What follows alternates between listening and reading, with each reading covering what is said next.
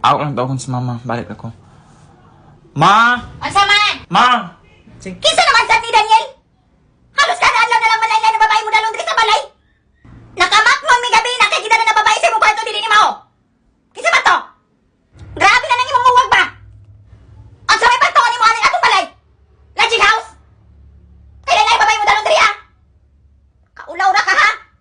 Ikaw po dai kabalo man siguro ka nang eskwela pa na akong anak. Di po ka makigdulog.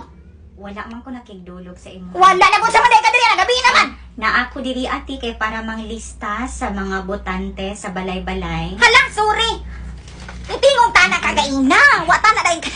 Ay, pasensya na Kaya yun. nangisog na manggod ka, mamo na lang po ko ni istorya, ako na lang po kagipahaman. Hala, sorry kaayo, ma'am. Nanakuan lang yun siguro ko. Na-stress lang yun siguro ko. Anak lagi na ako. Okay, Rati, okay ra.